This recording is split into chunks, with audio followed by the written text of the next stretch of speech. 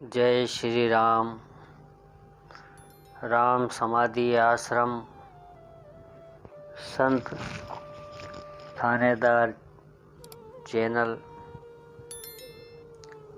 देखने व सुनने वाले सभी साधकों को हमारा प्यार भरा प्रणाम। आज हम महात्मा श्री रामचंद्र जी महाराज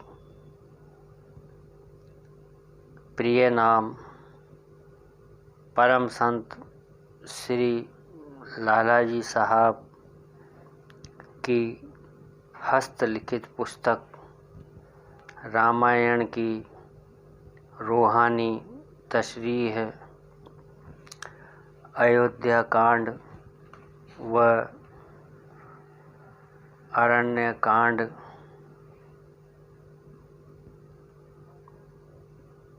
पर जो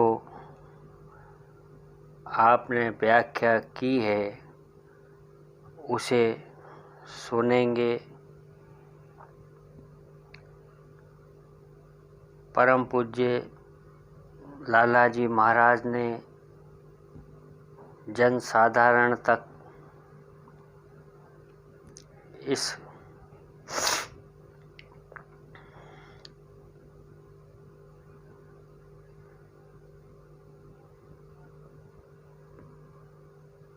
विद्या को पहुंचाया व भटकते हुए मानस मन को एक नई व सरल विधि द्वारा ईश्वर प्राप्ति का रास्ता दिखाया। इस पुस्तक में परम पूज्य लालाजी महाराज ने रामायण की आध्यात्मिक व्याख्या की है जो अपने आप में अनूठी है। आशा है आप सभी धर्म प्रेमियों को पसंद आएगी।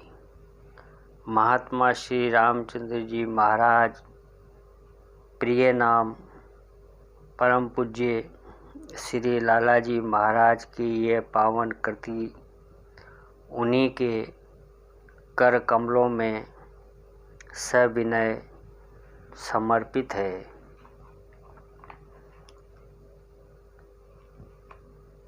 अयोध्या कांड व अरण्य कांड कुल व निष्प। अरण्य कांड वनवास, तपबल, कृपा, वीरहर्ष, 46वां प्रकरण।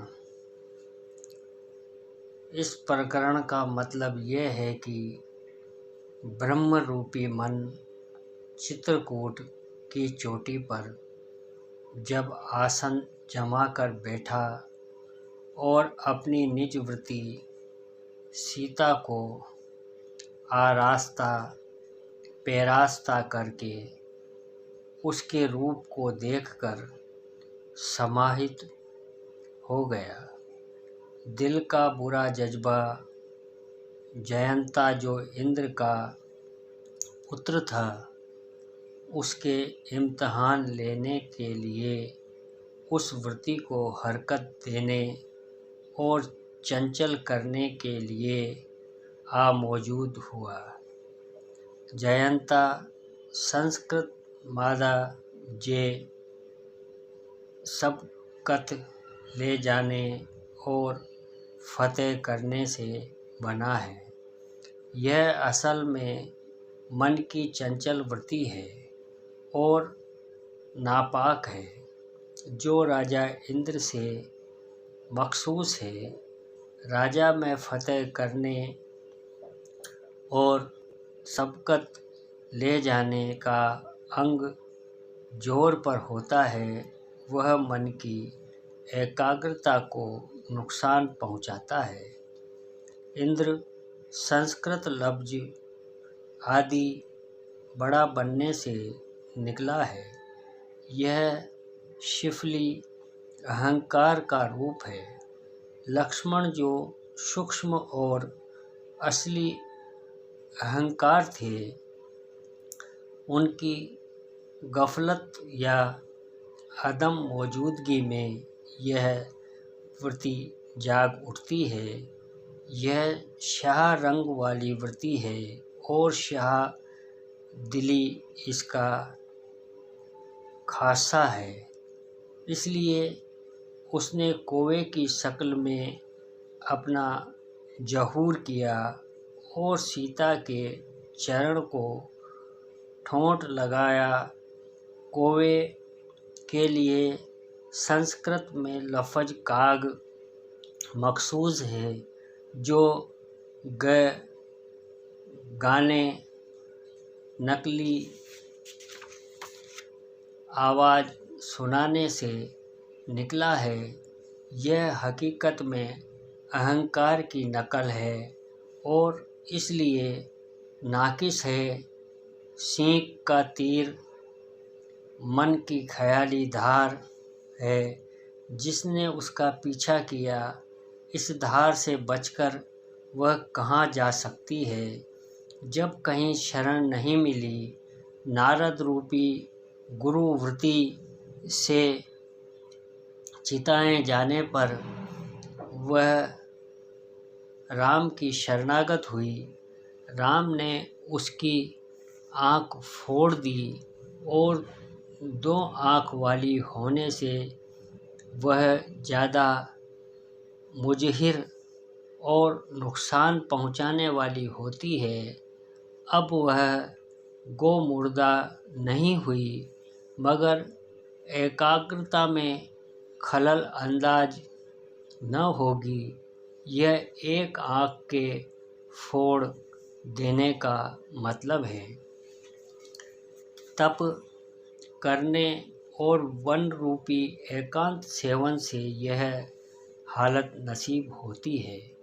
और यूँ भी जब तक योग अभ्यासी इसको बस में नहीं कर लेता, उसकी मन की चंचलता दूर नहीं होती। इसलिए उसको बेकाबू और बेबस कर देना जरूरी है।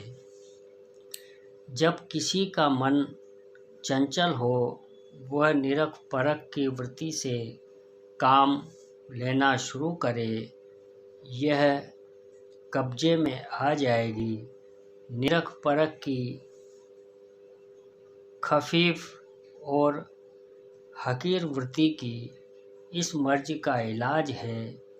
दूसरा इलाज और कोई भी नहीं है। 28वां प्रकरण। जिस वक्त इंसान तप करने लगता है, उसमें खास किस्म की ताकत आ जाती है।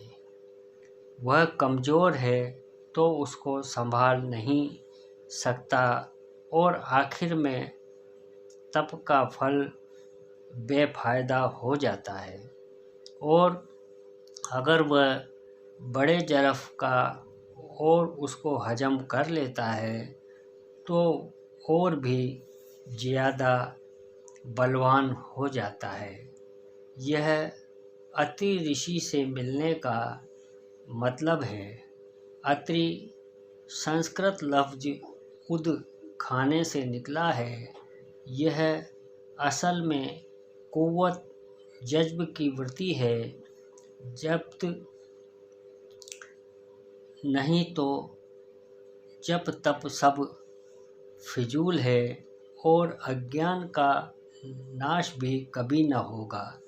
इसलिए चित्रकूट यानी हृदय गुफा की चोटी पर आ जाने के बाद इसका हाथ आना लाजमी है। इस अत्रि यानी कुव्वत जब्त के साथ रहने वाली वृत्ति अनसूया कहलाती है। अनसूया यह संस्कृत मादा अनु 7 और सु मानी अच्छी खुद सुर आवाज़ देने या सरी चलने से निकला है। यह कुव्वत ज़ब्त की मददगार है। 90वां प्रकरण विरोध विराध के लग़वी मानी रुकावट, मजा, हिम्मत और फ़िक्र व परेशानी है। यह लफ्ज़ संस्कृत मादा वी पहले और राध मानी तकलीम से निकला है। पहले ज़ब्त हासिल कर ले, फिर शागिल में यह वृत्ति आ जाती है और सीता रूपी सत की वृत्ति को उठा ले जाती है।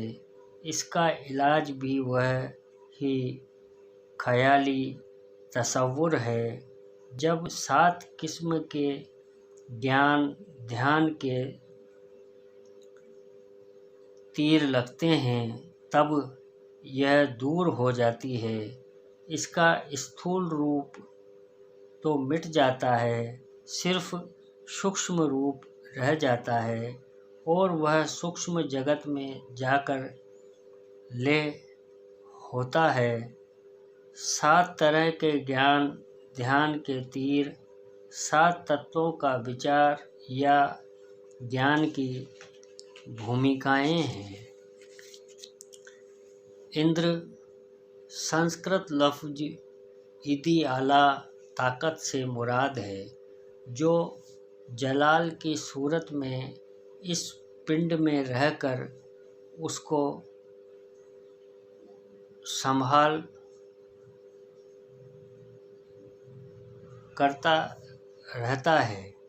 यह नूर है, बिजली है, जो अभ्यासी को ऊपर की तरफ चलने, कुव्वत ज़ब्त हासिल करने और मजा हिम्मत पर गालिब आने पर दिखाई देती है, मगर दिखाई देकर फिर गायब हो जाती है। इस राज को वह जानते हैं जिन्होंने थोड़ा सा भी अभ्यास किया है।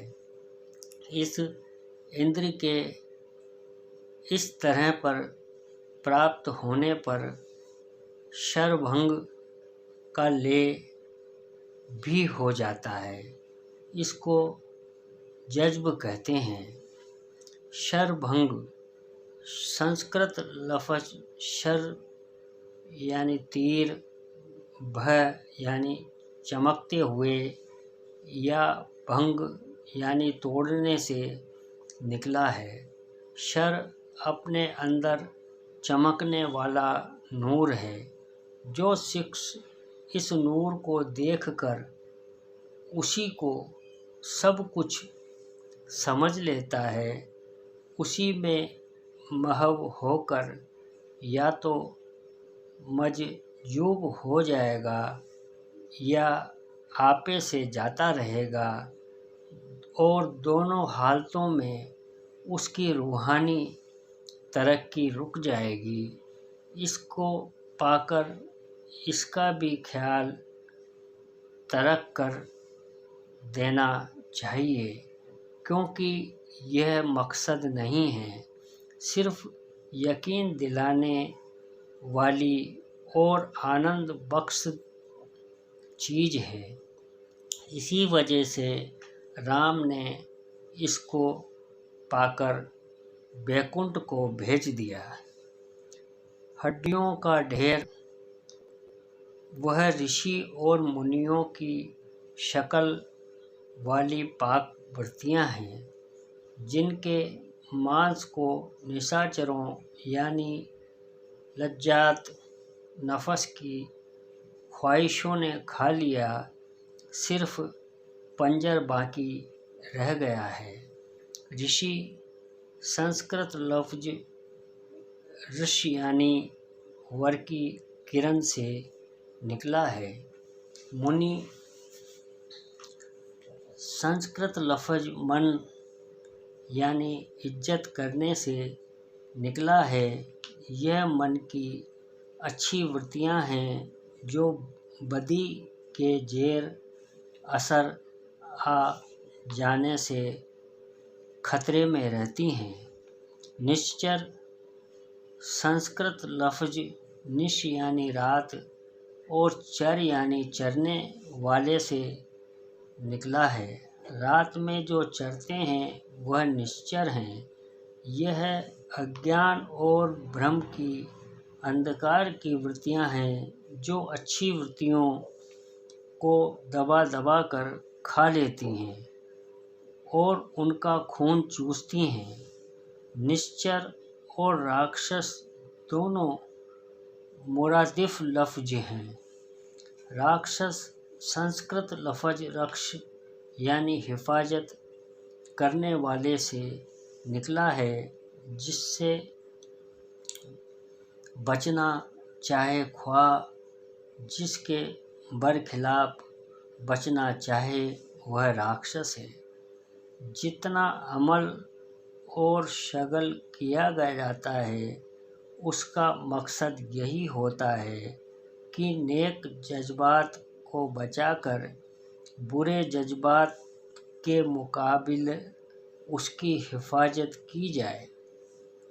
सुतीक्षण, संस्कृत लफ्ज़ सु माने अच्छा, तीक्ष्ण माने तेज से निकला है। यह सच्चे और तेज शोक का जज्बा है जो मन को सतगुरु के चरणों की तरफ ले जाता है। सतगुरु अगस्त हैं जिनका बयान आगे आवेगा। इसको चतुर्भुज रूप का मन में दर्शन होता है। इसका अर्थ यह है कि चारों पद का राज जहन नशीन कर लेता है। चार पद यह है: एक प्रकृति, दो जीव, तीन ईश्वर, चौथा ब्रह्म। जब तक इतनी भी खबर न हो तब तक सतगुरु के पास जाने से लाभ नहीं होता। कम अज कम किसी कदर इनकी मामूली समझ होनी चाहिए। 92वां प्रकरण। अगस्त संस्कृत लफ्ज़ अग यानी पहाड़ और अस्थि से निकला है।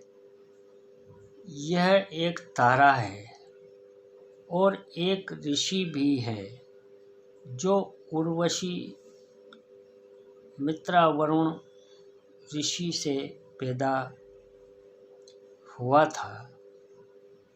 कोई कोई इसकी पैदाइश घट यानी घड़े से बताते हैं और इसका नाम घट योनि रखते हैं। और हकीकत यूँ है कि ये घट यानी मन में गुरु के तसव्वुर की अखंड वृत्ति है जो भवसागर को एक चल्लू में लेकर पी जाती है। यह नाम सतगुरु का है और जब तक गुरु नहीं प्राप्त होता रूहानियत गैर मुकम्मिल रहती है। राम के गुरु वशिष्ठ और विश्वामित्र भी हैं, मगर वह उपगुरु हैं जिन्होंने राम को इस सतगुरु के लिए तैयार किया था। उपगुरु तो बहुत होते हैं, माँ बाप भी उपगुरु हैं, मगर सतगुरु एक ही होता है और यह उस वक्त किया जाता है जब मन बहुत सी रूहानियत की मंजिलें तय कर लेता है और तालीम और तदरीस को सिर्फ जिला मिलने की ज़रूरत बाकी रह जाती है। यहाँ सतगुरु के लफ्ज़ से इस कदर चौकन्ना होने की ज़रूरत नहीं है। गुरु और चेला इस मंजिल में करीब करीब एक ही शक्ल और सूरत के होते हैं। चेला सतगुरु की हिदायत को और हिदायत की रूह को लेकर उसकी अटल वृत्ति को दिल में जगह देकर पहाड़ की तरह लाजुम्ब और अटल हो जाता है। सतगुरु से मिलते ही फिर कोई भ्रम और संशय मन में बाकी नहीं रहता। पंचवटी संस्कृत लफ्ज़ पंच माने 5 और वट माने दरख्त है। यह उस रूहानी तबके का इस घट में नाम है जहाँ चढ़कर 5 देवताओं, 5 शब्दों और 5 नाम वगैरह का पता मिलता है। गुरु नानक साहब की बानी है। 5 शब्द गुणकार, धुन बाजे, शब्द निशान। गोदावरी संस्कृत लफ्ज़ गोद मानी पानी और देने वाले से निकला है।